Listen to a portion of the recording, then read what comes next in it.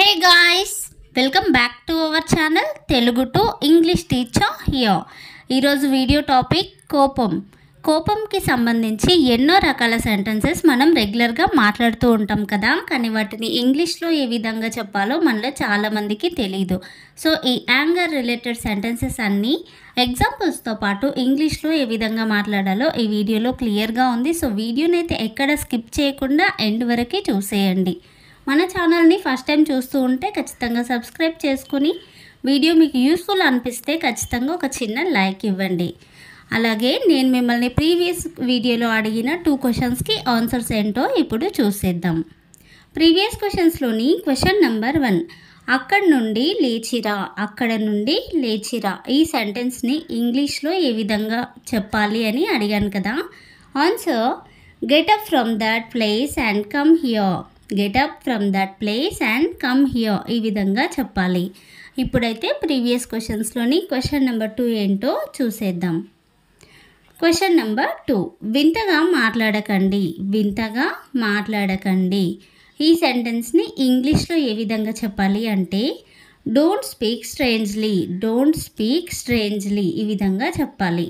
ఈ 2 క్వశ్చన్స్కి ఎంతమంది కరెక్ట్గా ఆన్సర్ చేశారో ఒకసారి చెక్ చేసుకోండి. అలాగే ఈ వీడియోలో కూడా మీకోసం 2 క్వశ్చన్స్ ఉండబోతున్నాయి. వాటికైతే మర్చిపోకుండా మీ ఆన్సర్స్ని కామెంట్ రూపంలో తెలియజేయండి. టుడేస్ క్వశ్చన్స్లోని క్వశ్చన్ నెంబర్ 1, భయపడకు ధైర్యంగా ఉండు ఇలా మనకి కావాల్సిన వాళ్ళకి కానీ చిన్నపిల్లలకి కానీ చెప్తూ ఉంటాం కదా. ఈ సెంటెన్స్ని ఇంగ్లీష్లో ఏ విధంగా చెప్పాలో మీకు తెలిస్తే కామెంట్ చేసి చెప్పండి. టుడేస్ క్వశ్చన్స్లోని క్వశ్చన్ నెంబర్ 2, ఈ పుస్తకాల్ని జాగ్రత్తగా పట్టుకో ఈ సెంటెన్స్ని కూడా ఇంగ్లీష్లో ఏ విధంగా చెప్పాలో మీకు తెలిస్తే కామెంట్ చేయడం మాత్రం మర్చిపోవద్దు. Please show your support with your likes and comments as always. మీరు కామెంట్ చేస్తూ ఉండడం వల్లే మీ ఇంగ్లీష్ అనేది ఖచ్చితంగా ఫ్లూయెంట్గా మారుతుంది. అది మాత్రం మర్చిపోవద్దు. ఇప్పుడైతే లేట్ చేయకుండా మన వీడియోలోకి వెళ్ళిపోదాం. సెంటెన్స్ నెంబర్ 1, నేనంటే నీకెందుకు కోపం. Why are you angry with me ఈ విధంగా అడగాలి. For example, I don't know why he is angry with me at all అంటే అతను నా మీద ఎందుకంత కోపంగా ఉన్నాడో నాకు అస్సలు తెలియడం లేదు లేదా నాకు అస్సలు తెలీదు అని అర్థం. Next example, I understand that you are unnecessarily angry with me అంటే నువ్వు నా పైన అనవసరంగా కోపంగా ఉన్నావని నాకు అర్థమైంది అని. Next sentence of this video, కోపంలో ఇష్టం వచ్చినట్లు మాట్లాడకు. కోపంలో ఉన్న వాళ్ళు నిజాలే మాట్లాడతారు. In English, don't talk like you want in anger. For example, you said many words to me in anger that I will remember forever.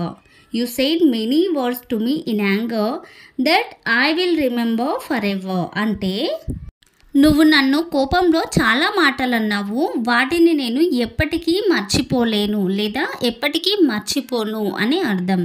Next example, I get angry too, but I don't talk like you. అంటే నాకు కూడా కోపం వస్తుంది కానీ నేను నీలాగా మాట్లాడను. అంటే కోపం వచ్చినా సరే నేను నా మాటల్ని అదుపులో పెట్టుకుంటాను అని అర్థం. Next sentence of this video, కోపంలో నిజాలు మాట్లాడావు. You spoke the truth in anger. For example, she could not control her anger and spoke the truth. అంటే ఆమె తన కోపాన్ని కంట్రోల్ చేసుకోలేకపోయింది, అలాగే నిజం మాట్లాడేసింది అని అర్థం. Next example, I caused you in anger and really had nothing on my mind. అంటే నేను నిన్ను కోపంలో తిట్టేశాను, నిజంగా నా మనసులో ఎలాంటి చెడు ఉద్దేశం లేదు లేదా నిజంగా నా మనసులో ఏమీ లేదు అని అర్థం. Next sentence of this video, నీ కోపం ఎవరి మీద చూపిస్తావు? నీ కోపం ఎవరి మీద చూపిస్తావు? In English, on whom do you show your anger? On whom do you show your anger? ఈ విధంగా అడగాలి. For example, if you get angry that much, go and sit silently. If you get angry that much, go and sit silently అంటే ఒకవేళ నీకు గనక అంత ఎక్కువగా కోపం వస్తే వెళ్ళి ఒక మూలన సైలెంట్గా కూర్చో అని అర్థం. Next example, apart from that, if you yell loudly and angrily at everyone, no one will tolerate your anger.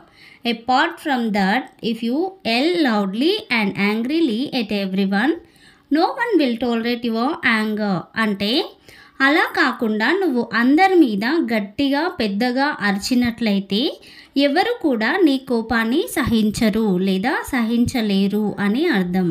Next sentence of this video, చిరాకుగా ఉంది నాతో మాట్లాడకు. In English, I'm annoyed, don't talk to me. I'm annoyed, don't talk to me. ఈ విధంగా చెప్తాం. For example, I believe that when I am upset, it's better that I don't talk to anyone. I believe that when I am upset, it's better that I don't talk to anyone అంటే నాకు చిరాకుగా ఉన్నప్పుడు నేను ఎవరితో మాట్లాడకపోవడమే మంచిదని నమ్ముతాను అని అర్థం. Next example, lately your words are making me very angry, so don't talk to me. Lately your words are making me very angry, so don't talk to me అంటే ఈ మధ్య నీ వర్డ్స్ లేదా నీ మాటలు నాకు చాలా కోపాన్ని తెప్పిస్తున్నాయి, అందుకే నా దగ్గర మాట్లాడొద్దు. So don't talk to me అంటే నా దగ్గర మాట్లాడొద్దు అని అర్థం. నెక్స్ట్ సెంటెన్స్, చిన్న విషయానికి ఎందుకంత కోపం? చిన్న చిన్న విషయాలకే కొందరికి చాలా కోపం వస్తూ ఉంటుంది కదా, వాళ్ళకి ఈ sentence, why are you so angry over a small thing? Why are you so angry over a small thing? For example, no one wants to talk to you if you yell at every little thing. No one wants to talk to you if you yell at every little thing అంటే ఒకవేళ నువ్వు గనక ప్రతి చిన్న విషయానికి అరిచినట్లయితే ఎవరు కూడా నీ దగ్గర మాట్లాడాలని అనుకోరు అని. Next example, I don't know why I'm getting so angry at every little thing lately. I don't know why I'm getting so angry at every little thing lately అంటే ఈ మధ్య నాకు ప్రతి చిన్న విషయానికి ఎందుకంత కోపం వస్తుందో తెలియడం లేదు అని అర్థం. ఒక్కోసారి మన కోపం మనకే అర్థం కాదు కదా. So next sentence of this video, నువ్వు కోపం తగ్గించుకుంటే మంచిది. ఇది ఎవరికైనా యూజ్ అవుతుంది. It would be good for you if you could control your anger. It would be good for you if you could control your anger. For example, many people are suffering here because of your anger. Many people are suffering here because of your anger అంటే నీ కోపం వల్ల ఇక్కడ చాలామంది బాధపడుతూ ఉన్నారు అని అర్థం. Next example, if you do yoga every day, you can control your anger to a great extent. If you do yoga every day, you can control your anger to a great extent అంటే నువ్వు గనక ప్రతిరోజు యోగా చేసినట్లయితే నువ్వు నీ కోపాన్ని తగ్గించుకోగలవు లేదా నువ్వు నీ కోపాన్ని క్రమంగా తగ్గించుకోవచ్చు అని అర్థం. Next and last sentence of this video, నీ కోపం వల్లే ఇలా జరిగింది. నీ కోపం వల్లే ఇలా జరిగింది. In English, this happened because of your anger. This happened because of your anger. For example, you should say what you say slowly instead of being so angry.